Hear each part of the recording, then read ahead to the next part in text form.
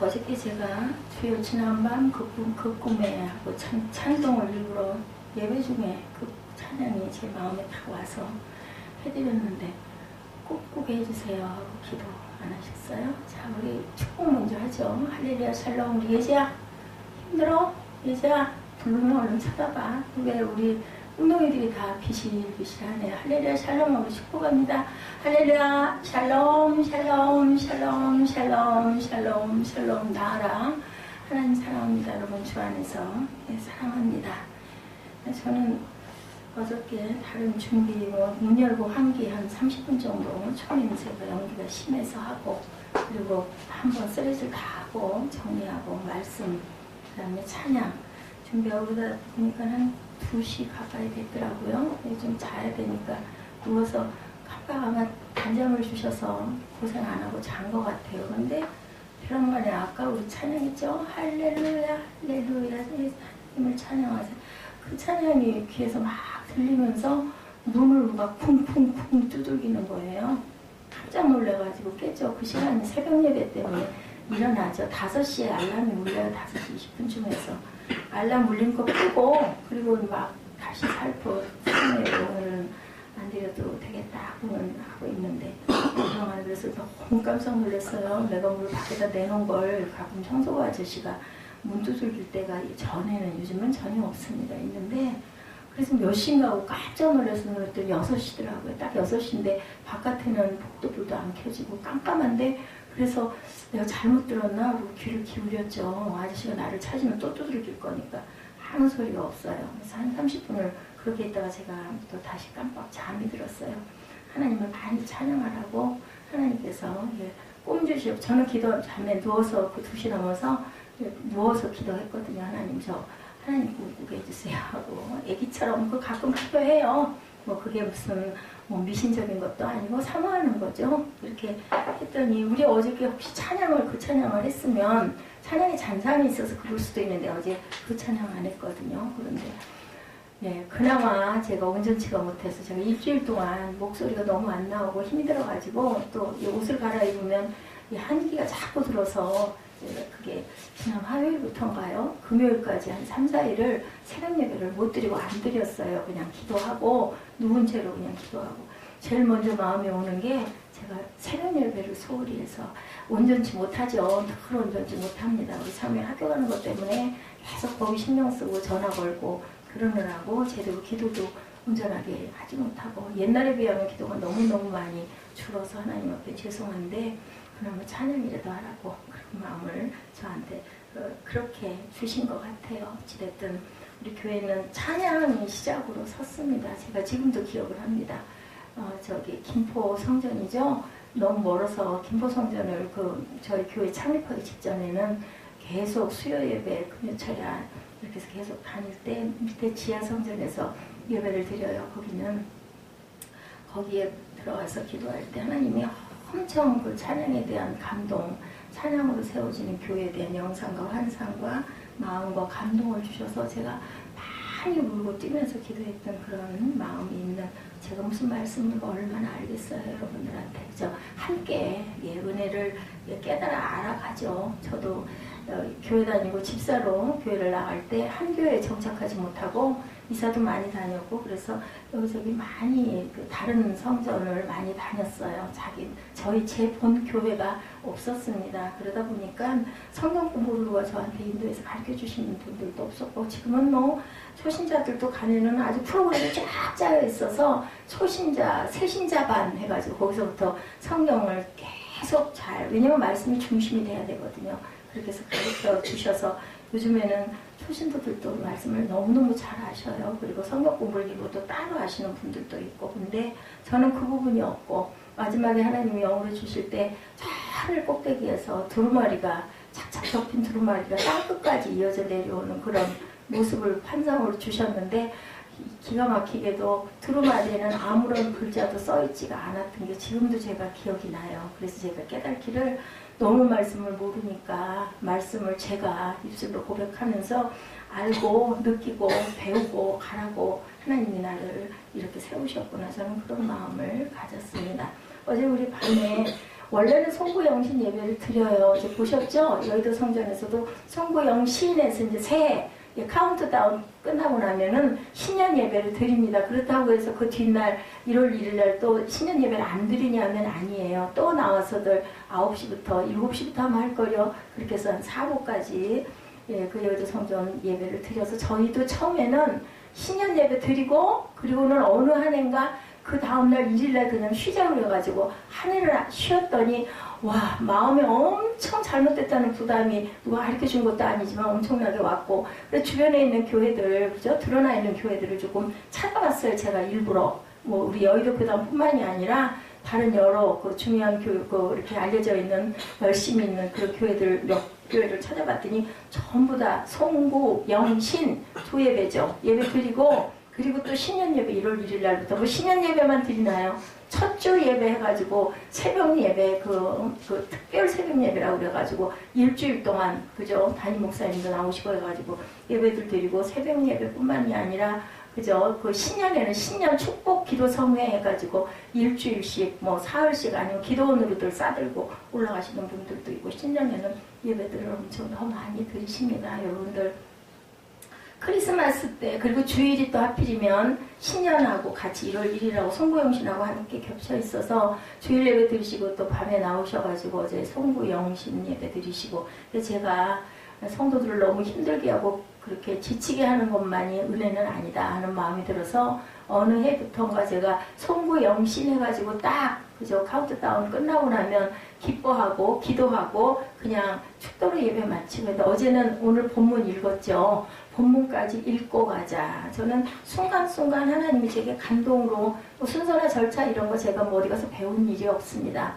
신학교 다닐 때 그런 경험 그리고 간간히 주변에 있는 교회들 제가 마음으로 흠모하는 목사님들 계시는 그 교회들 예배를 어떻게 들으시나 예배를 보기도 하고 듣기도 하고 이렇게 하지만 이런 그 순서나 이런 거는 제가 이게 은혜겠다 하는 마음에 감동이 오면 그렇게 합니다.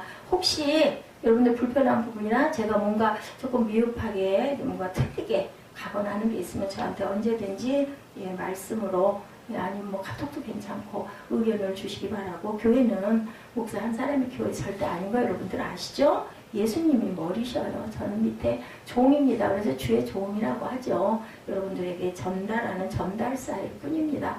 아주 부족하죠. 제가 제일 아마 부족할 겁니다.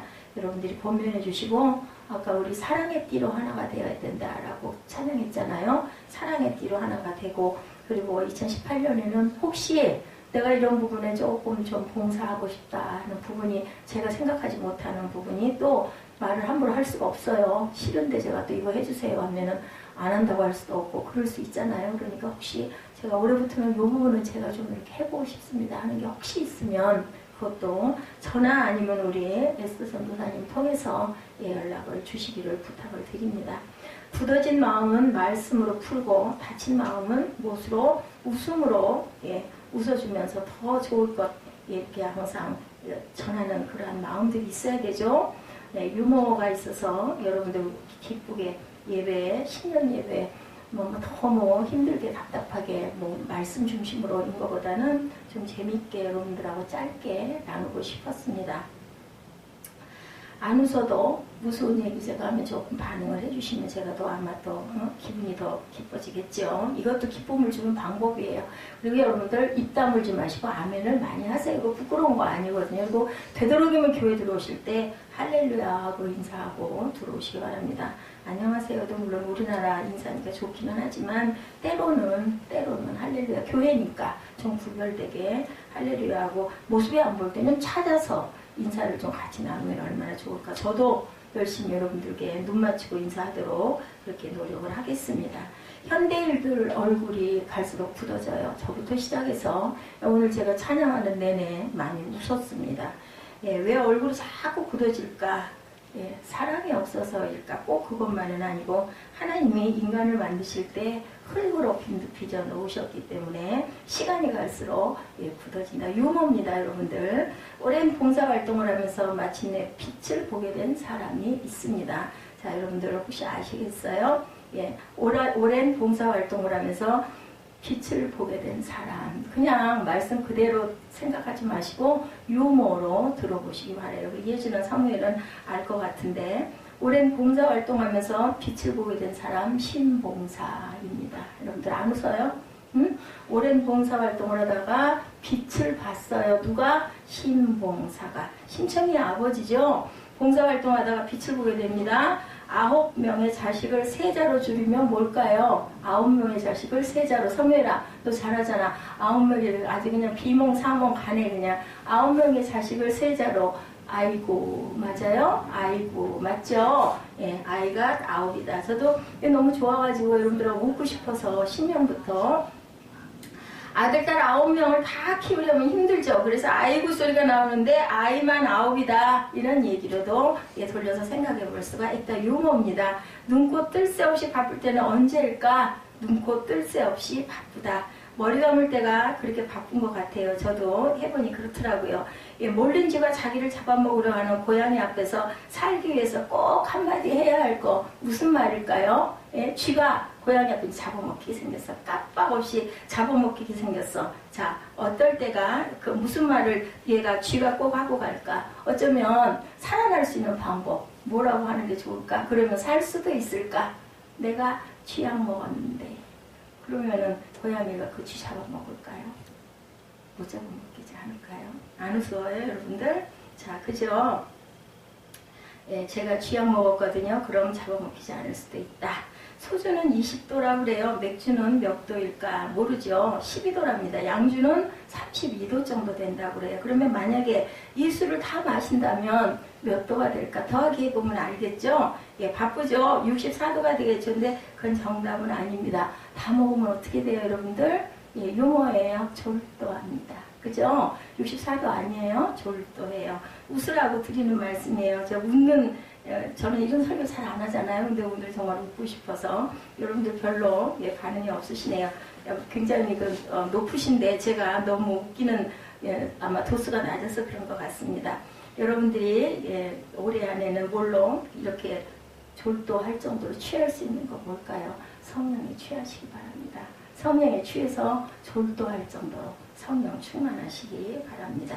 자, 성령 충만할 때 새 저와 여러분들의 인생에 놀라운 은혜가 임할 줄 믿습니다. 그리고 교회 오셨을 때는 되도록이면 저와 눈을 좀 맞추시고 아멘을 많이 하시고 박수를 쳐야 할 때는 박수를 치시고 저한테 박수 쳐주는 거 아닌 거 아시죠? 하나님께 영광의 박수 많이 칩니다. 우리 여의도교단 가끔 방영을 한 번씩 보세요. 예배 어제도 보셨죠? 엄청 많죠. 아마 자리 다툼들을 하면서 우리 그 집사님들, 권사님들이 막 몇 시간 전부터 와서 거기 차지하고 앉아가지고 워낙이나 교구도 많고 워낙 성도가 몇십만이고 하다 보니까 그럴 수도 있지만 그 성전에 들어가는 인원이 한정돼 있잖아요. 2층 지하 성전까지 아마 배꼽이 찼을 거예요. 박수를 내가 더 빨리 더 많이 치려고 내가 더 열심히 치려고 그래야 더 복을 많이 받는 것 같은 뭘로? 소망으로 박수를 많이 친다고 박수를 그냥 마음으로 친다고 아니면 미처 못 쳤다고 하나님이 그 마음을 모르시겠어요? 중요한 건 마음입니다. 그런데 되도록이면 우리 교회는 조그만 교회니까 하나님께 영광의 박수 올리십시다 하면은 박수도 좀 치시고 그래서 좀 따라오시는 게 좀 있어야 저도 기쁘잖아요. 어깨가 으스으스 그리고 자꾸 주저앉으려고 하는 허리도 이렇게 쭉 펴집니다. 오늘 2018년에 여러분들이 저를 좀 받쳐주시기 바랍니다. 오늘 말씀입니다.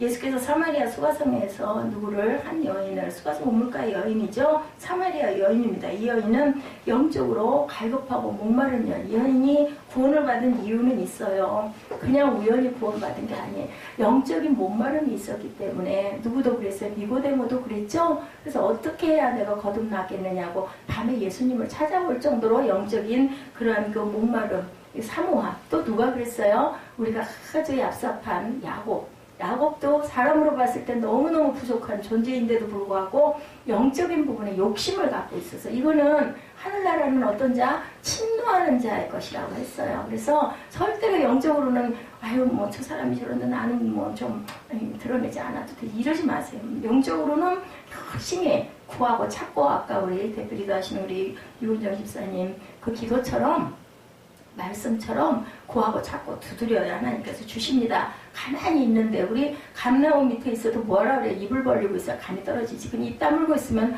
그냥 내 입 피해서 떨어져요. 그냥 땅바닥으로 떨어져요. 그렇기 때문에 우리는 입을 되도록이면 넓게 열어야 된다. 그런데 이 여인에게 예수님은 영원히 목마르지 않는 생수에 대해서 한술 더 떠서 말씀을 해주셨죠. 목이 마른데 그냥 그때 목만 채워주는 게 아니라 영원히 목이 마르지 않는다니 얼마나 기막힌 보석이죠. 그리고 이 여인에게 예수님은 예배에 대해서 가르쳐 주시는 내용이 오늘 본문 말씀입니다.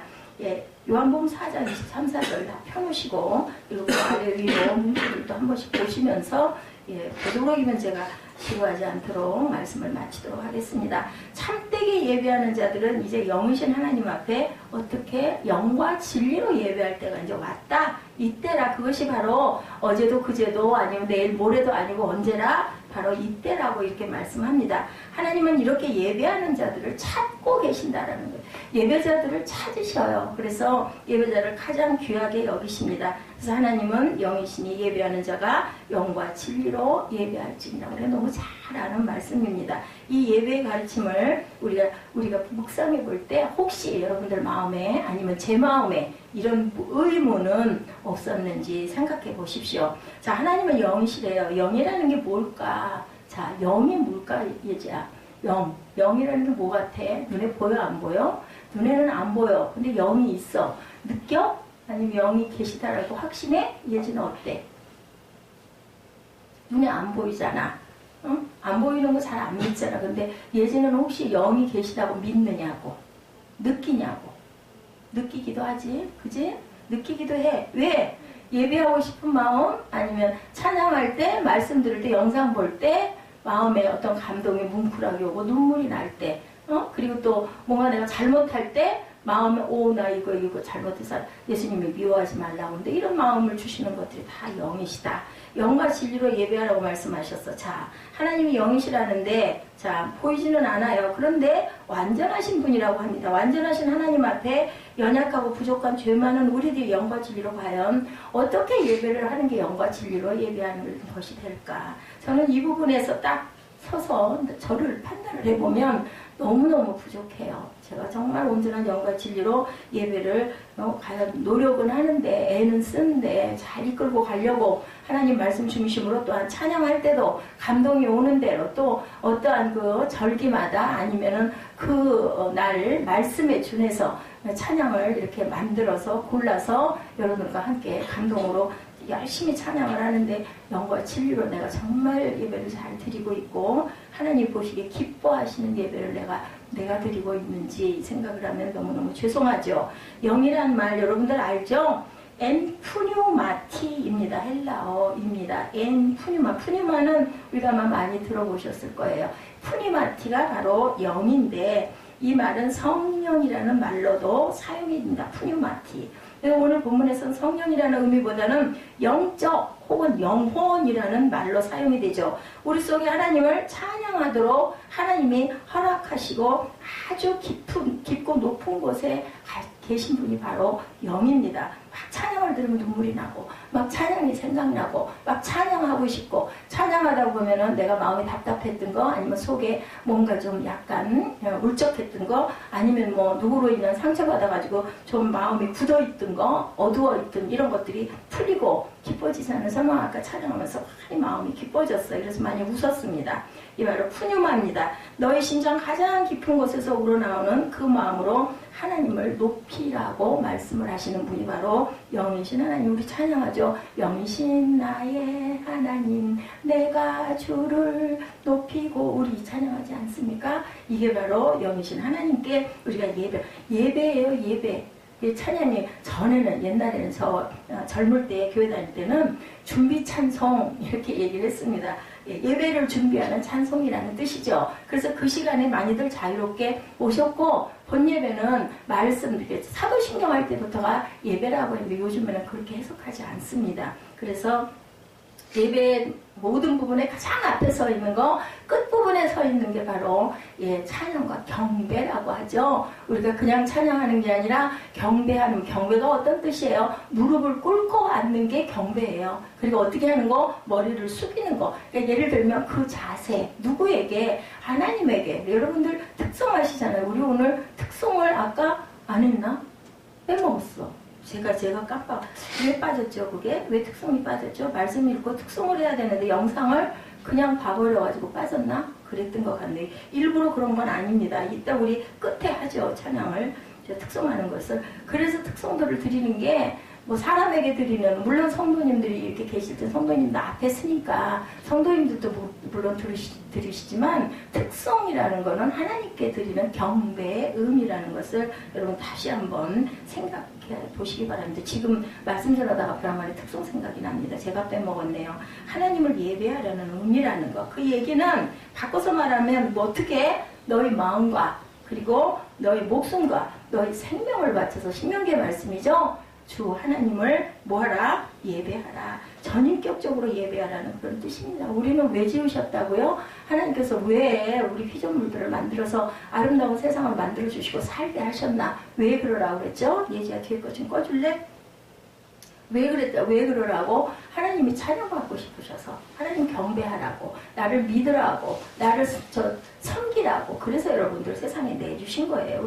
저는 늘 이 말씀 전할 때, 어항에 들어있는 그 열대어들, 그죠? 붕어, 이 생각이 나요. 예쁘게 만들어주잖아요. 요즘에는 뭐, 온도까지 맞춰주죠. 열대어들은 겨울에 얼어 죽더라고요. 그거 온도계가 안 들어가 있으니까. 그래서 온도 맞춰가지고 자동 온도계로 딱 집어넣어주고 좋은 물과 또 공기청정기도 넣어주죠. 좋은 공기 마시라고. 그러지 않으면 물이 뿌얘지더라고요. 그거 왜 그렇게 해줘요? 그 힘들고 물도 가끔 갈아줘야 되고 그런데 그거 보는 게 이쁘잖아요. 잘하는 게 이쁘잖아요. 꼬리치고 돌아다니는 모습 보면 저는 흐뭇해서 쳐다보거든요. 자주 보진 못하지만 그래서 잘 살으라고. 근데 사는데 막 굳어져 갖고 살고 고행하면서 살라는 것은 아니시겠죠. 하나님 뜻은 어떻게 기쁘게 살라는 거예요. 나를 경배하고 나를 찬양하고 나와 함께 예배하면서 기쁘게 살아라. 그게 바로 하나님 뜻이고, 너희 6일 동안 애쓰고 수고하지 7일째는 내 날이니까 너희들 나와 함께 만나자.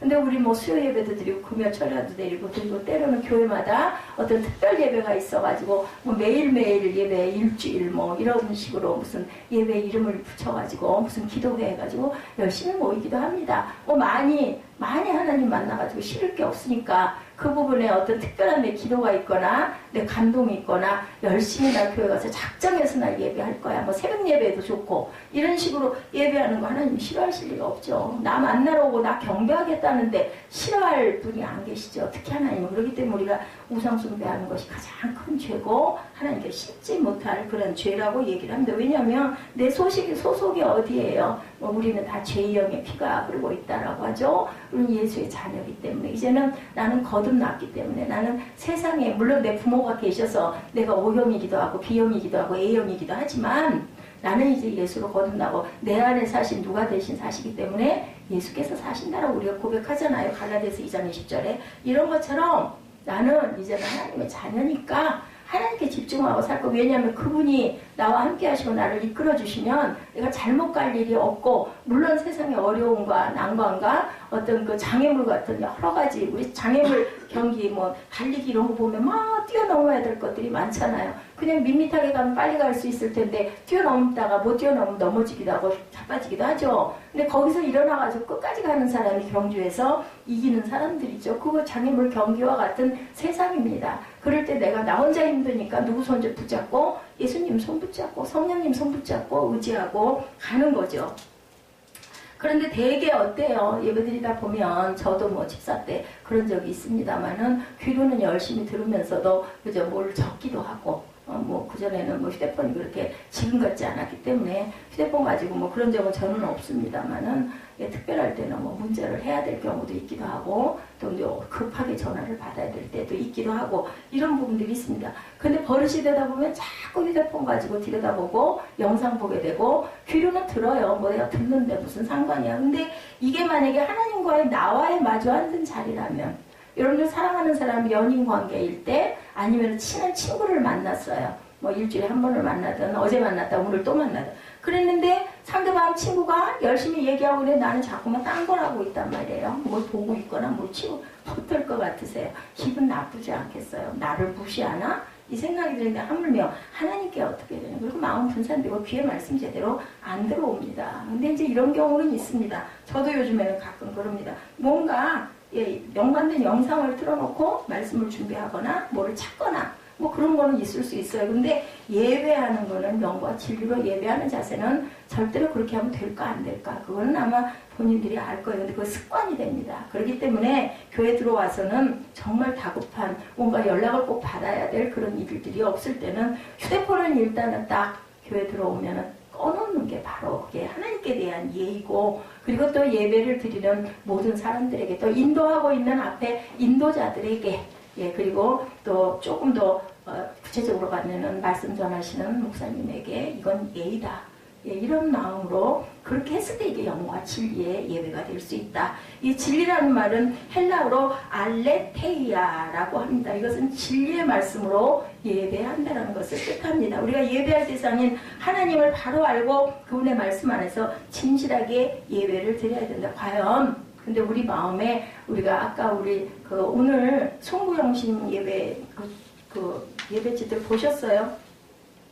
거기에 찬송으로 제가 주여 진실하게 하소서 2246번 넣어놔서 판사에도 나와 있네요. 그래서 진실하게 해야 돼. 진실한 예배를 드려야 된다. 그게 바로 영과 진리예요. 진리라는 것은 세상에 있는 뭔가 옳은 선한 이 뜻이 아니고 하나님의 말씀이 바로 진리예요. 그래서 하나님의 영과 진리로 말씀으로 예배하게 하소서. 근데 진리라는 것은 우리가 진실과 같이 플러스 관계, 이꼴 관계가 되죠. 그래서 우리가 진실한 마음으로 예배할 수 있는 그런 저와 여러분이 되셔야 되겠다. 그럼 우리가 과연 진실할 수가 있느냐? 우리가 진리 안에서 서 있을 수 있느냐? 우리 마음속에 그 미움이 있다면, 거짓이 있다면, 마음에 어떤 불쾌한 게 있다라면, 마음속에 회개하지 않은 죄가 있다면 진로 예배할 수가 없어요. 자꾸 그 생각이 납니다. 내가 좀 아까 누구랑 다퉜는데 도대체 어쩌면 그럴 수가 있어. 만약에 이런 마음들이 있다면 우리가 웃을 수가 없어요. 찬양을 할 수가 없어요. 그런 경우가 있죠. 그래서 예배 직전에는 이런 그 상황을 만들지 않아야 되는 게 맞는데 어떻게 다 부득이하다가 이렇게 됐다. 예기치 않았네. 이럴 수 있거든요. 그러지 말아야 되겠지만 첫째로 그런 사람 잘못입니다. 그거 회개해야 됩니다. 그런데도 마음이 무겁습니다. 그리고 마음이 자꾸 내가 하고 싶은 말이 자꾸 나오고 어쩌면 그럴 수가 있어. 갈등이 됩니다. 그럴 때 뭐예요? 찬양합니다. 찬양이 처음에 잘 안 되죠. 기도가 잘 안 되죠. 근데 중요한 거 여러분들 이거 기억하세요. 그거는 내가 임의적으로 해야 돼요. 입술을 열어야 돼요. 제가 전에 속상하고 마음이 안 좋고 하면 절대로 찬양이 안 나오더라고요. 아니 입이 떨어지질 않아. 목사람에서 기도는 그만두고 무슨 찬송이 나와 무슨 찬양이 나와. 근데 억지로 하게 돼요. 제가 이제 이 자리에 있다 보니까 그걸 입을 떼서 일단 딱 시작하면 그러면 하나님의 은혜 안에 들어갑니다. 그러면 회개하게 되죠. 아유 내가 조금 나중에 할 걸. 내가 잘못했네. 나이를 한 살이라도 더 먹는다라는 것은 세상을 그만큼 더 살고 예배를 드려도 그만큼 더 많이 드렸고 말씀을 봐도 더 많이 받는데 내가 잘못했네. 나이 많은 사람이 사실은 먼저 연장자가 먼저 선배로 하나님을 더 빨리 알았던 사람이 그거 먼저 회개해야 될 부분입니다. 뭐 직책이나 이런 게 중요한 게 아니죠. 그래서 그 마음을 비우다 보면 기뻐지고 미안하게 되고 그러면 찬양하게 되고 그 사람을 위해서 기도하게 됩니다. 그래서 여러분들 먼저 입술을 여는 게 중요합니다. 찬송이 안 되더라도 찬양이 안 나오더라도 억지로 그냥 내가 그냥 내가 억지로라도 입술을 떼서 시작을 하라. 그게 중요합니다. 그러다 보면 어디로 들어가요? 진리 안으로 들어서게 됩니다. 그래서 진리로 예배할 수 없는 저와 여러분들이 찬양을 통해서 하나님께 가까이 다가갈 수가 있다. 가끔 찬양의 가사가 여러분들 마음에 감동으로 오시지 않으세요? 저는 그렇게 순간순간 감동으로 와서 찬양하다 말고도 눈물이 나기도 합니다. 그래서 바로 이게 바로 영이에요. 영. 여러분 안에 계신 성령. 눈에 보이지 않지만 어떻게 할 수는 있어요. 느낄 수는 있습니다. 그 다음에 기도할 때도 느껴지죠. 성령의 은혜가 여러분들에게 임합니다. 보이는 대상이 아니라 보이지 않는 하나님 앞에 우리가 예배를 드린다는 것. 안 보이는데 뭐 없는데 내가 좀 이렇게 한다고 뭐 어떻겠어? 근데 그게 아니라는 거죠. 우리가 보이는 것만 보고 살 수 없는 세상이에요. 우리가 그 과학도 마찬가지고 의학도 마찬가지죠. 아직 점령하지 못한 부분이 너무나 많아요. 그래서 기적이라는 얘기들을 많이 합니다. 근데 어떤 의사들이 그 얘기해 놓은 걸 제가 보면서 동의했던 부분이 있었어요. 기적이라고 얘기하니까 아니죠. 기적은 아닙니다. 다만 우리 의학이 아직 그 자리까지 가지 못했기 때문에 이걸 그냥 기적이라고. 사람이 할 수 없는 영역은 어디예요? 하나님의 영역이거든요. 그렇기 때문에 기적이라고 얘기합니다. 그게 맞을 수도 있겠다 싶어요. 아직 당당 멀었죠. 우리 뇌를 세상에 우리가 살아있는 동안 뭐 2% 정도도 제대로 못 쓰고 돌아간다라는 얘기들이 있습니다. 그럴 정도로 하나님께서는 우리에게 신비한 우리 몸을, 우리에게 귀한 것들을 많이 주셨다라는 거죠. 자, 하나님은 이래서 영이시다. 그래서 우리는 하나님 앞에 예배하는 마음가짐으로 예배해야 된다. 제가 가끔 가다가 믿지 않는 가정에서 제사 모시는 것을 자꾸 비교해서 말씀드릴 때가 있어요. 왜냐하면 그 경험들이 있으실 테니까. 제사 모실 때 음식할 때 어떻게 하던가요? 저도 예전에 그 시댁에 가가지고 준비하는 걸 많이 돕고 준비도 해봤고 차례 모시는 것도 보기도 했습니다. 아주 정갈하게 음식 맛도 안 봐요. 그래서 그 제사 음식들은 음식 맛이 간이 막 짜기도 하고 싱겁기도 하다고 하죠. 절대로 맛보면 안 되죠. 그만큼 정성껏 먼저 먹지 않고 그렇게 해서 열심히 차례상 만들어 놓고 그 앞에 깨끗하게 양복 입고 그죠? 단정하게 서가지고 무릎 꿇고 그죠? 뭐 이렇게 잔도 이렇게 드리고 뭐 수저도 그분들이 그러면 우리가 눈에 안 보이는데 그분이 앞에다가 뭐 폐 모셔놓고 사진 갖다 놓고 하지 않습니까? 그분들이 와서 드시냐고요. 그거 안 드시잖아요. 근데 왜 그렇게 하냐고. 말도 안 되고 웃기잖아요. 저 어렸을 때 가끔 그 생각했던 기억이 나요. 하나님도 마찬가지잖아. 안 보이는데 뭐 내가 어떻게 분들 뭐 알겠어? 보겠어? 근데 영이신 하나님을 보신다고 하네요. 그 마음으로 제사를 여러분들은 모시지 않느냐는 거죠. 안 믿는 가정에서. 믿는 가정에서는 그렇게 정갈하게 해놓고 뭐예요? 우리 모여서 그분을 추억하고 기도해드리고 기도하고 그리고 음식을 기쁘게들 나눠 먹죠. 요즘에는 추도 예배라고 이렇게 합니다. 말씀 이렇게 글자가 붙여졌죠. 그래서 우리는 보이는 대상이 아니라 보이지 않는 하나님 앞에 우리가 예배하는 것. 우리가 부모님을 섬기는 건 눈에 보이니까 이런 거 하면 기뻐하시겠네. 뭐 오늘 영화 같이 보실래요? 이것도 어떻게 보면은 개인 시간 내 가지고 아니면은 또 물질적으로도 또 그죠? 어려운 상황에서 왜 그렇겠어요? 내가 한 해 동안 감사하니까 이렇게 해도 우리 목사도 영적인 어머니고 영적인 아빠예요. 그렇기 때문에 부모입니다. 목사님들도 그렇기 때문에 기뻐하실 것 같은데 또 좋아하는 어떤 뭐 케이크를 사다 드린다든지 아니면 뭐 좋아하는 그 기호식품 음식을 좀 갖다 드린다든지 아니면 좋아하시는 옷을 하나 뭔가 이쁜 거 비싸지 않아도 이렇게 하는 거 기뻐하시니까 이런 거는 한다라는 거죠. 하나님도 마찬가지라는 거예요. 나의 마음의 기쁨을 하나님께 보여드리는 거, 생활로 보여드리는 거. 그래서 삶으로 드리는 예배다 우리가 얘기하죠. 영과 진리로 예배한다는 것은 어떻게 보면 굉장히 어렵기도 하지만 어떻게 보면 너무너무 쉽다. 아니 내가 내 사랑하는 사람 앞에서 내가 어떻게 해야 된다는 걸 아는 분이 어떻게 예배하는 자리에서 딴짓을 할 수 있냐는 거죠. 그게 바로 하나님이 기뻐하시는 영과 진리로 드리는 예배다라는 겁니다. 하나님은 언제든지 예배받기를 원하세요. 예배를 뭐 꼭 교회에 와서만 드리는 게 신약에는 예배가 아니죠. 내가 골방에서 기도하는 것도 예배입니다. 내가 하나님과 나와 온전한 관계를 가지고 묵상하는 것도 예배입니다. 찬양을 듣고 즐거워하면서 내가 즐겁게 찬양을 나 혼자 예를 들면 이렇게 부르는 것도 사실은 예배입니다. 근데 우리 이제 공예배라고 합니다. 교회에서 드린 예배는 뭐를 해요? 사도신경을 하고 그죠? 순서와 절차에 따라서 그것은 뭐 사람들이 짜놓은 것이기도 하겠지만 그게 무슨 마음으로? 정결한 마음으로. 그래서 우리 찬양할 때 정결한 마음 주시옵소서. 왜 그렇게 찬양을 하겠어요? 내게 그 세상에 있던 그런 모든 잡다한 것들 다 비우고 그 마음으로 내가 예배할 수 있게 해주옵소서 하고 입술로 고백하는 거예요. 그 입술로 고백하는 사람들은 왜 할까요? 여러분들 한번 생각해 보셨어요? 제가 왜 그렇게 찬양하기를 좋아하고 왜 정결한 마음 주시옵소서라고 고백을 할까요? 그렇지 못하기 때문이라고 저는 생각합니다.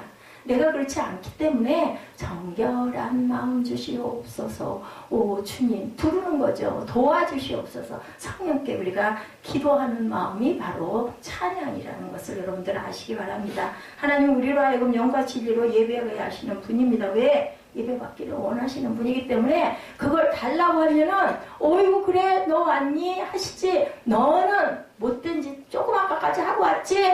넌 절대로 예배할 수 없어. 이러시는 하나님은 절대 아니에요. 아이고 그래 이 녀석아 너 왔구나. 탕자 이야기 여러분들 아시죠? 바로 우리가 그런 자들 너무나 다 뭐 여러분뿐만 아니라 저뿐만 아니라 세상에 있는 모든 사람들은 온전한 그저 선한 자가 하나도 없다고 그러죠. 그래서 우리가 구원받을 자가 하나도 없다고 합니다. 누가 하나님께서 예수님께서 중보자가 되셔서 피를 흘리시고 우리에게 구원, 칭의 해주셨다라고 합니다. 정말 부족한 예배자이고 죄 많은 예배자이지만 우리가 하나님 앞에 신령과 진정으로 예배드릴 수 있도록 우리를 도와주시는 분이 바로 어떤 하나님? 성령 하나님이시다. 그래서 우리가 이사야 43장 21절에 보니까 이 백성은 내가 나를 위하여 지었나니 나를 찬송하게 하려 함이라고 얘기했어요. 거기에 말씀 듣게 함이라고 하지 않으셨어요. 찬송하게 함이라. 우리 하늘에 갔을 때 뭐가 남는다고요? 말씀은 없지만 찬양은 하늘까지 갖고 간다고 하죠.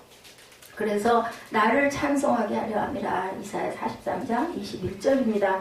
우리를 지으신 목적은 우리로 하여금 하나님을 찬송하게 예배하게 하기 위함이다. 그래서 찬양과 경배도 예배에 들어간다. 그래서 제가 어제도 찬양과 경배 시간에 휴대폰 가지고 문자하거나 들여다보거나 하지 마세요 하고 말씀을 드렸죠. 여러분들 하나님은 예배받기를 기뻐하시기 때문에 부족한 예배자들을 온전한 예배자로 바꾸어 주십니다. 그래서 하나님께서는 우리가 하나님을 바로 알고 예배하라고 계속 말씀하시고, 제가 신년 말씀 송구영신 목사에게도 어떻게 보면 좀 부담이 되는 그러한 기간이에요. 크리스마스 그 주 마지막 주 송구영신이 있기 때문에 또 신년 예배가 있기 때문에 저는 새벽마다 늘 예배를 드리고 몸이 아파가지고 마지막 주를 며칠 쉬어가지고 그것도 마음에 아이고 내가 이거 잘못해서 하나님이 문 두들기셨나 이런 마음이 첫 번째로 왔다고 아까 말씀드렸잖아요. 자랑하려고 드린 말씀이 아니에요. 이렇게 부족한데도 불구하고 그죠? 그런데도 하나님께서는 하나님을 예배하라고 예배받기를 원하신다라고 저와 여러분에게 이 말씀을 주시더라고요. 영과 진리로. 여러분들 보고 예배에 열심히 나오세요. 이런 의도로 말씀드린 게 아닙니다. 예. 제가 이전 것은 지나갔으니 새 것으로 어제 송구영신 예배도 제가 기도 중에 하나님께서 이 마음을 주셔서 그 부분을 찾아가지고 여러분들에게 버릴 것, 취할 것 하고 제가 어제 되도록이면 짧게 여러분들에게 전하려고 노력은 했습니다. 기본이 30분이죠. 길게 예배 드릴 때 우리 못 보시죠? 수요 금요 때는 말씀이 나중에 영상 찍으면 시간에 나와 있어요. 엄청 빠르게 전하는데도 50분, 45분이 넘어갑니다. 그런데 어제는 보니까 30분 정도 여러분들에게 전한 것 같습니다. 바울이 예배소에 갔더니 그들은 알지 못하는 많은 신에게 예배를 하고 있더라는 거예요. 말이 안 되죠. 우리가 무성하게 예배하는 분들을 보면 무상은 몰라요. 그 신이 누군지도 모릅니다. 어리석죠. 근데 하나님은 말씀을 통해서 자신을 계시해 주고 계신데 우리 마음속에 내가 누구다 하고 알려주시죠. 우리는 바로 알고 있는 하나님 앞에 다 이해할 수 없지만 알고 있는 하나님 앞에 예배합니다. 자신을 계시하고 드러나고 계시기 때문에 뭘로? 진리로 말씀으로 드러내시니까 또 하나님은 우리에게 성령을 부어주셔서 우리가 정말 영으로 예배하게 해주십니다. 은혜를 받은 사람일수록 성전에 나오거나 교회에 나오면은 정말 휴대폰 보거나 세상적인 생각 절대 안 합니다. 문 앞에 들어서면서부터 그런 마음이 듭니다. 은혜 받으면. 은혜 받기 전에는 그게 참 어렵습니다. 근데 우리가 뭐해요? 내가 이렇게 돼야 되겠다. 내가 고등학교를 여기 가야 되겠다. 내가 대학을 꼭 가야 되겠다 하면 어떻게 해야 돼요? 그쪽으로 가려고 노력해야 되잖아요. 그걸 열심히 공부하려고 집중하려고 그러고 어떤 선생님이 나에게 그죠? 강의를 감히 하시는 요즘에는 인터넷으로도 인강이라고도 하죠. 많이 듣는데 어떤 선생님이 나한테 잘 맞을까 다 훌륭하신 선생님들이지만 선생님들의 교수하시는 수법에 따라서 나한테 딱 꽂히는 어떤 분이 계셔요. 전하는 것을 통해서. 그런 분들에게 찾아가지고 내가 막 노력하죠. 그 시간에 열심히 들으려고 빼먹지 않으려고 노력하죠. 왜? 나는 좋은 고등학교, 내가 원하는데 좋은 대학, 내가 원하는 대학을 가야 되기 때문에 그런 노력을 하는 것처럼 영과 진리로 예배를 하려면 이렇게 해야 된대 라고 하면 그걸 순종하고 그렇게 해야 돼요. 나는 이래도 얼마든지 할 수 있어. 이게 토가 붙으면 오래 걸려요. 그런 분들은 본인에게 마이너스라는 거죠. 먼저 경험한 사람들이 얘기해 줄 때, 아, 그래? 그럼 나도 이렇게 해봐야지. 그리고 기도하면 들어주셔요. 기도하면은 답을 주셔요. 기도하면 알게 해주세요 하면은 미련할 만큼, 어디, 누구처럼? 아이처럼. 어떤 아이처럼? 갓난아이처럼. 내 지식으로, 내 머리로, 내 생각으로, 내 상식으로 절대로 생각하지 말고, 내가 그냥 애가 됐다. 나는 이 부분 너무너무 모른다. 난 초신자다. 이런 마음으로 그걸 받아들일 줄 알아야 빨라집니다. 그 길을 내가 가려면은. 어떤 율법사가 예수께 와서 최고의 계명이 무엇냐고 물을 때 예수께서 말씀하시죠. 너희가 마음을 다하고 목숨을 다하고 힘을 다하고 뜻을 다해서 누구를 나를 사랑하라고 안 하셨어요. 예수님도 하나님이셨지만 주 너희 하나님을 사랑하라고, 그리고 내 이웃을 내 몸같이 사랑하라고 말씀을 하셨습니다. 신약에도 구약에도 신명기 말씀에도 있죠. 어찌 보면 그것이 영으로 드리는 예배라는 걸 뭐라고요? 마음과 목숨과 뜻과 모든 생각을 다해서 하나님을 사랑하고 내 이웃을 사랑하고. 이웃은 누구예요? 옆집인가요? 아니에요. 내 가족이 바로 이웃입니다. 내 아내가 이웃이고 내 남편이 이웃이고 제일 가까운 이웃이에요. 그리고 내 자녀가 이웃이고, 이제 그리고 나서는 나랑 가까이 영향이 있는 내 친구들, 그죠? 내 직장 동료들, 그리고 또 이제 이웃집 사는 누군가랑 친하면 그 이웃들이 바로 이웃입니다. 이제 거기서부터 어디를 넓혀가요? 점점 넓혀가서 그 다음에는 어디까지? 우리나라를 넘어서 다른 나라까지 내 마음에 어떤 뭔가를 통해서 감동이 오면 그렇게 또 전하죠. 사랑으로 전하는 겁니다. 그게 뭐예요? 선교. 그리고 내 이웃에게, 바로 내 옆집, 아니면 내 옆에 있는 친구, 아니면 내 자녀, 내 부모, 그런 친척, 이런 사람에게 전하는 걸 전도라고 얘기하죠. 근데 그 전도는 뭘로? 우리가 행함으로 보여드리는 게 맞습니다. 교회에서 예배하는 사람들의 숫자들이 있어야 되고 구원을 받아야 되는 게 좋은 거고 목적이니까 여러 가지 그저 프로그램을 통해서 막 나가가지고 그저 백보지도 하고 뭐 우리 교회 좀 와보세요. 뭐 띠내고 나가 찬양도 하고 막 여러 가지 방법이 그냥 거리에서 막 설교를 하기도 합니다. 그렇게 해서 사람들에게 전하려고. 첫째 목적은 구원받으라고 전하는 거죠. 예수 믿으라고. 근데 이제 두 번째 목적은 저희 교회에 오세요. 우리 함께 예배드려요. 이제 이런 목적이 전도지만 사실은 진정한 그 전도는 내 행함으로 내가 하는 것을 보면서 아이 나도 저 사람 좀 닮고 싶네. 저 사람은 뭘 하길래 저렇게 항상 얼굴이 온화해 보이고 얼굴빛이 환할까? 참 항상 봐도 기분이 좋고 그 사람 만나면 너무너무 가까이 하고 싶은 사람이네.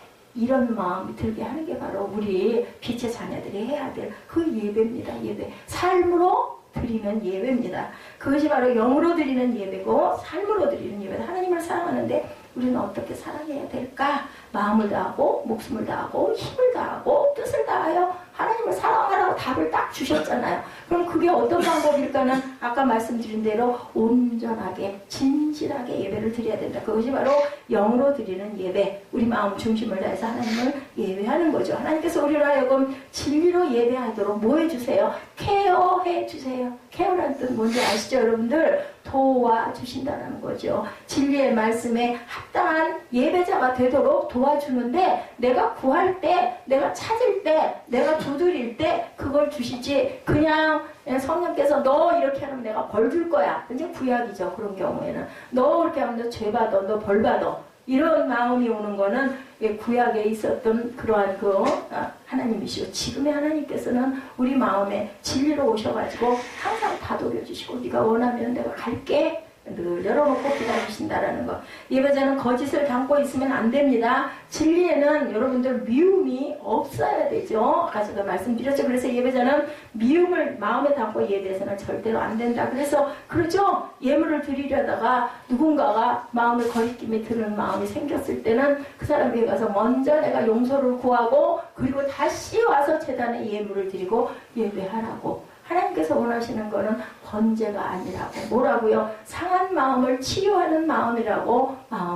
네 마음이 중요하다. 네 중심이 중요하다. 그래서 두렵던 과거의 그 작은 단위예요. 우리나라 제일 작은 돈이 얼마죠? 10원짜리가 있나요? 지금도? 예, 20원. 20원 드리면 그 두렵던 과거는. 근데도 부자가 돈을 많이 낸 것보다 예수님은 그 손을 보고 칭찬하시고. 왜 칭찬하셨어요? 그 여자의 전부였기 때문에. 부자들은 예를 들어 내가 10만 원 갖고 있으면 거기서 생각해보고 1,000원이든 2,000원이든 5,000원이든 10,000원을 드리는데 그 과부는 가진 게 딸랑 그거밖에 없어. 조금 이따 가서 먹을 때거리도 없어. 아무것도 없어. 그게 다야. 근데 그거 드리는 거를 보고, 뭐를 보고? 마음 중심을 보시고, 저만한 믿음이었고, 그리고 축복을 하시는 거예요. 그게 중요하다. 그래서 우리가 그 예물 드릴 때 그거 기도 늘 하잖아요. 억지로 드리지 않게 해달라고. 진정과 신령으로 드리게 해달라고. 이렇게 우리가 항상, 우리가 헌금할 때도 그런 기도를, 항상 헌금 기도 우리 교회는 하지 않지만, 헌금 기도할 때 늘 헌금 기도 하시는 분들이 마음으로 정말로 드리고 싶은 그러한 드림을 할 수 있도록 해달라고 그렇게 우리가 기도합니다. 예배자는 절대로 마음에 뭔가 거리낌이 있으면 안 된다. 마태복음 5장에 보면 예수님의 중요한 가르침이 나와 있죠. 내가 예물을 가지고 제단에 가서 예물을 드리려고 할 때 누군가에게 원망 들을 만한 일이 생각나거든 예물을 거기 두고 가서 그 사람과 화해하고 와서 예물을 드려라. 이것이 예배자의 준비하는 자세라고 말씀합니다. 예배드리는 사람은 회개할 사람과 화해하고 예배드려야 하나님의 온전한 예배를 받으실 수 있다. 일단은 마음을 비우는 게 중요하다. 시편 15편에 진정한 예배자의 태도와 그 마음 중심을 우리에게 말씀해주고 있어요. 주의 장막에 거할 자가 누구며 주의 성산에 유할 자가 누구냐. 그는 정직하게 행하며 공의를 실천하며 마음의 진실을 말하며 그의 혀로 남을 허물하지 아니하고 그 이웃에게 악을 행하지 아니하며 그 이웃을 비방하지 아니하며 이것이 바로 예배할 자세의 예배할 자의 모습이다. 우리 시편 15편 말씀 한번 볼까요? 우리는 자막을 열지 않으니까 시편 제15편 1절부터 5절까지 우리 한번 함께 천천히 합독을 해보도록 합니다. 시편 15편 1절부터 5절까지 다들 찾으셨습니까? 함께 천천히 읽어보죠. 야훼여 주의 장막에 머무를 자 누구오며 주의 성산에 사는 자 누구오이까. 정직하게 행하며 공의를 실천하며 그의 마음에 진실을 말하며 그의 혀로 남을 허물하지 아니하고 그의 이웃에게 악을 행하지 아니하며 그의 이웃을 비방하지 아니하며 그의 눈은 망령된 자를 멸시하며 야훼를 두려워하는 자들을 존대하며 그의 마음에 서울하는 것을 해로울지라도 변하지 아니하며 이자를 받으려고 돈을 꾸어주지 아니하며 뇌물을 받고 무죄한 자를 해하지 아니하는 자이니 이런 일을 행하는 자는 영원히 흔들리지 아니하리로다. 아주 구체적으로 아멘, 아멘 하십시오. 여기 부말도 나와 있더라고요. 보니까 이자를 받으려고 돈을 꾸어주지 아니하며 이거 이렇게 하면 안 된다는 거. 누구에게 꾸어줄 때는 마음속으로 그냥 줄 수밖에 없다. 나중에 안 주면, 안 돌려주면 그냥 줘버리자. 이런 마음이 아니면 이런 거 하지 말라. 그래서 교회 안에서 우리 교회는 뭐 전혀 그런 게 없지만 성도들끼리 뭐 계를 한다거나 돈을 주고받고 이자를 받는 거나 절대 그래서는 안 된다. 이런 자들은 영원히 주의 장막에 거하고 주의 성산에서 하나님을 예배하는 사람이 된다라는 거예요. 이렇게 하지 않으면 이런 것들을 여러분들 마음에 염두에 두시고 혹시 내게 부족한 게 뭐가 있나 우리 1월 1일 2018년이죠. 이날 한번 좀 깊이 기억해 보시고 묵상해 보시기 바랍니다. 이게 바로 하나님이 우리를 도우셔서 우리가 인격적으로 부족하고 우리 마음에 연약함이 있지만 우리를 온전한 예배자로 변화시켜주시기 위한 그런 말씀입니다. 우리의 허물은 덮어주시고 하나님의 기뻐 받으시기 합당한 예배자로 우리를 바꿔주시는 예수님. 너무 늦은 건가요? 아니죠. 아닙니다. 지금 이 시간, 오늘 이 순간부터 그거 바꾸시면 됩니다. 그래서 우리가 예배 나올 때 하나님이 우리 마음속에 깨달음을 주십니다. 회개의 영을 부어주시죠. 나오셔서 찬양하시면서 미처 준비 못하고 그냥 헐레벌떡 교회 나왔더라도 찬양 들으시면서 그래 찬양과 경배 시간이 굉장히 귀한 시간입니다. 생각 같아서는 얼른 빨리 그냥 한 서너 곡만 하고 말씀 얼른 간단하게 듣고 그냥 얼른 갔으면 좋겠지만 그 마음을 비우시고 그냥 교회 왔을 땐 기본 2시간이다 생각을 하시고 앉으셔서 찬양을 통해서 여러분들이 마음을 열고 내가 부족한 부분을 마음속으로 기도하시는 그런 시간 되시기 바랍니다. 하나님께서는 진정 우리가 영과 진리로 예배를 하나님을 예배하는 자들에게 이를 원하시죠. 오늘도 진정으로 예배하는 자 진실한 예배자를 찾고 계신다라는 것. 하나님께서는 예배하는 자들에게 은혜를 부어주시고 그들에게 세상이 빼앗지 못하는 뭐를 주세요? 평강과 기쁨을 줄 수 있는 능력의 하나님이 되신다는 것. 믿으시기 바랍니다. 그 예배를 어차피 나 예수 믿어. 어차피 교회 가서 예배 드려야 돼. 근데 내가 마음이 이렇게 열리고 내가 순종하는 자세가 딱 됐을 때 배추도 절이면 소금에 절여서 시간이 가면 배추가 어떻게 되든가 여러분들 흐물흐물하게 푹 절어지면 그때 씻어가지고 김치 담잖아요. 처음에는 어때요? 뻣뻣하잖아요. 말이 빳빳해가지고 말을 안 듣습니다. 잘 절여지고 나면은 그 다음에는 뭐 주물르는 대로 그죠? 예. 배추가 말을 잘 듣습니다. 이런 예배자가 되려면 일단은 훈련을 받아야 되고 그 부분에 내가 하겠다라는 마음 학생이 공부를 안 할 때 제일 중요한 게 뭐예요? 마음가짐이죠. 공부하려고 하는 마음가짐. 이 마음가짐이 중요하다. 그래서 참된 예배는 영과 진리로 하나님 앞에 올려드리는 것이 바로 참된 예배고 그런 예배자가 우리 모두는 돼야 된다. 영과 진리로 하나님께 올려드리죠. 영과 진리로 우리 마음 중심을 다해서 진실함으로 전인격적으로 내 삶과 생각을 주님을 향해서 올려드리는 것이 바로 예배다. 거기에 뭣도 있어요. 내 생각, 내 삶.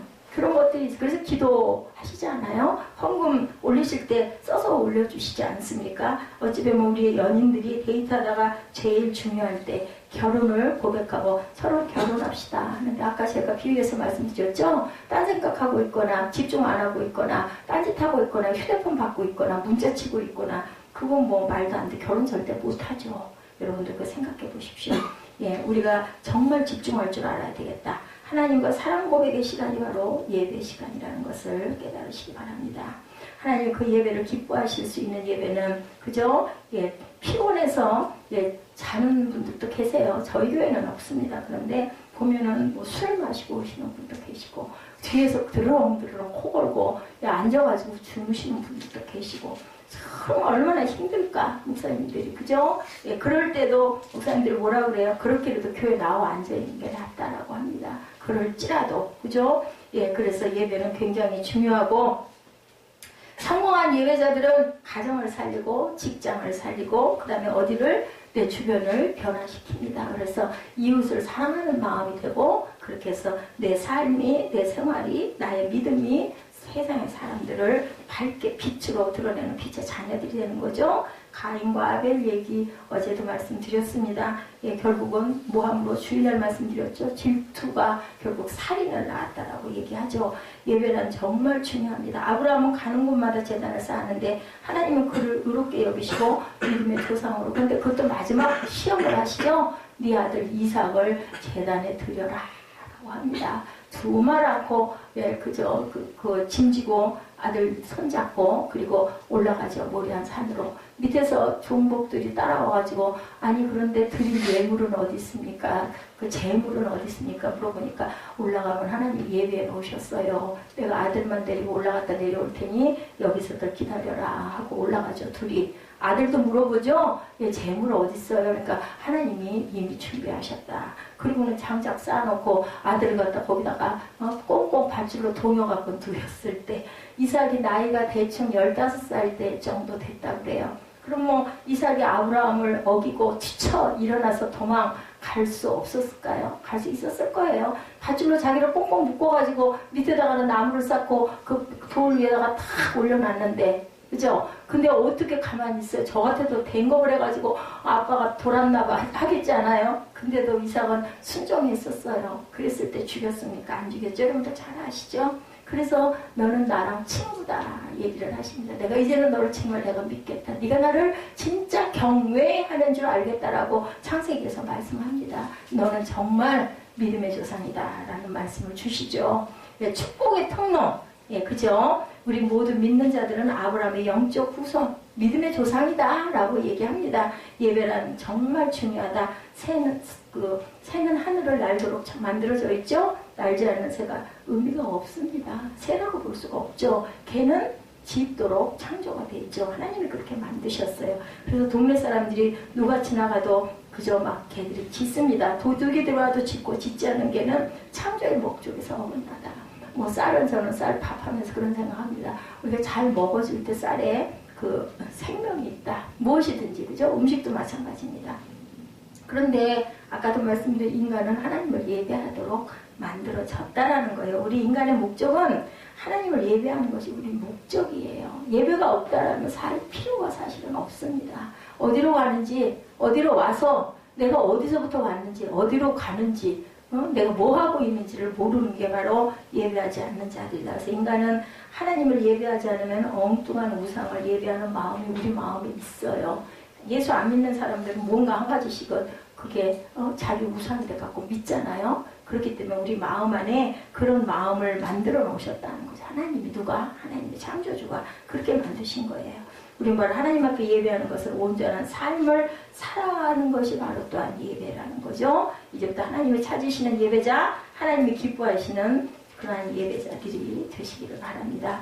필립이 안시라는 그분이 시편 23편에 아주 훌륭한 책을 내시고 세계적 기독교 작가, 베스트셀러 작가인데 이분이 작년 9월에 한국에 오셔서 오늘 감리교회에서 강의를 하면서 유명한 이야기를 남기셨더라고요. 여러분 교회는 사회를 정화시키는 것도 아니고 도덕적인 기능을 수행하는 것도 아닙니다. 교회의 유일한 목적은 하나님을 예배하는 것입니다. 교회의 존재 목적은 하나님을 예배하는 것이고 교회가 사회 정의를 위해서 부르짖고 구제도 할 수 있지만 교회의 유일한 목적은 하나님을 예배하기 위해서 존재하는 것이다. 필립이 안시가 말한 그 내용입니다. 하나님을 예배해서 자기 영원히 산 사람들이 나가서 복음을 증거하기도 하고 그리고 또 하는 그 선교를 하기도 하는 거죠. 그리고 그분이 이렇게 말씀하셨어요. 여러분이 주일 예배를 마치고 떠나실 때 우리가 물어야 될 질문은 목사로부터 무엇을 얻었는가? 우리 되게 그러잖아요. 오늘 말씀에서 내가 살아갈 힘과 소망, 힘을 주시옵소서, 은혜를 주시옵소서. 우리 늘 이렇게 기도하는데 그것도 맞기는 하지만 나갈 때 좋은 예배 말씀 참 좋았습니다. 그 인사보다는 내가 정말 진정한 예배자였나? 이것을 돌아보시고 내가 정말 하나님을 기쁘시게 했나? 이 예배의 자리에서 여러분들 관객이 좋으세요? 참여하는 자가 좋으세요?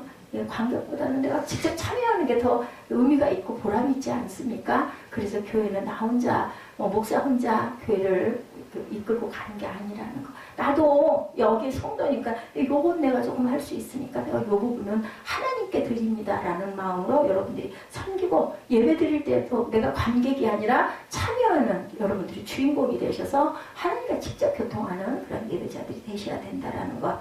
영과 진리로 예배하는 자들은 하나님이 너무 기뻐하시고 은혜를 주시고 복을 주세요. 그러면 이제 예배가 지루하지가 않습니다. 말씀을 집중하고 들으면서 아멘 아멘 맞아 어쩌 그래 내가 이걸 몰랐네. 말씀에 이 말씀이 있네. 진짜 그러네. 이걸 발견하고 가다 보면 시간이 언제 갔는지 모르겠냐 얼른 지나갑니다. 그러면 지루하지 않죠. 내가 뭔가 얻은 게 뿌듯하기도 하죠. 그리고 내가 또 한번 보니까 맞네. 한번 봤잖아요. 우리 인증샷 찍는다고 하지 않습니까? 다 말씀 속에서 보니까 맞는 말씀이야. 그러다 보면은 맞네 올래? 이런 마음이 오다 보니까 느끼기도 하죠. 그래서 우리가 어떤 위기와 풍랑 속에서도 세상이 흉내내지 못하는 평안을 우리가 소유할 수 있도록 하나님께서 예배를 통해서 세미한 음성도 주신다라는 것. 찬송을 통해서 하나님의 세미한 음성을 듣고 또 대표 기도하는 기도자를 통해서 우리가 말씀 속에서 은혜를 받고 가장 위대하신 전능하신 분을 만난 예배자가 세상에 두려울 것이 없어지는 거죠. 그럼 결국 누구에게 복이에요? 저와 여러분에게 복입니다. 그래서 우리가 항상 그죠? 내가 내 자리에서 내가 할 수 있는 부분의 것들을 최선을 다할 줄 알아야 된다는 거. 여러분들 너무나 다 잘 알아들으셨기 때문에 나머지 부분은 제가 생략하도록 하겠습니다. 하나님이 항상 예배자들을 보호하시는 부분, 아브라함을 통해서도 다윗을 통해서도 이삭을 통해서도 또 누가 있어서 야곱을 통해서도 아브라함에게 가장 귀중한 것을 드리는 예배, 바로 모리아산의 사건 아시죠? 구약의 예배는 희생이었죠. 그래서 인간을 대신해서 짐승을 잡아서 피와 고기를 그 기름을 태워드리는 희생 제사를 드렸는데 오늘 우리에게도 희생의 예배가 있다면 하나님께서 얼마나 기뻐하실까? 하나님은 오늘도 저와 여러분의 마음에 합당한 예배자를 찾고 계시는데 그 바로 희생이 영과 진리로 드리는 건데 결국은 내가 순종하고 내가 관객이 아닌 나도 출연하는 배우가 되어서 함께 동참하는 예배자들이 되시는 것을 하나님은 기뻐하시고 그것으로 여러분에게 평강과 기쁨과 성령의 능력을 주신다면 쉬운 게 아니죠. 감사한 거죠. 잠언 8장 10절에 보니까 나를 사랑하는 자들이 나의 사랑을 입으며 나를 간절히 찾는 자가 나를 만날 것이니라고 말씀합니다. 하나님을 사랑하는 여러분이 되셔서 주님께 진정한 예배자로 인정도 받으시고 축복도 받으시고 여러분들 샬롬의 복을 받기 원하시잖아요. 샬롬의 복을 받는 그러한 기본이 진정과 신령으로 드리는 예배자에게 주시는 하나님의 축복의 선물이라는 것. 신년의 첫날 첫 예배로 여러분들에게 신령과 진정으로 드리는 참된 예배자들이 다 되시라고 제가 여러분들에게 축복합니다. 올해는 다른 거 다 그만두고 영과 진리로 드리는 예배자가 내가 꼭 되어야 되겠다. 그렇게 해서 하나님과 더욱더 친해지고 더 가까워지고 나를 찾는 자를 내가 사랑할 것이라고 했으니 내가 예배하는 시간만이라도 교회에 나와 있는 2시간만이라도 하나님께 집중하는 예배자가 되어야 되겠다는 결단을 하시는 저와 여러분 되시기를 주님의 이름으로 축복합니다. 그랬을 때 2018년도에는 저와 여러분의 가정에 놀라운 은혜와 기쁨과 평강이 넘칠 것을 주의 이름으로 축복합니다.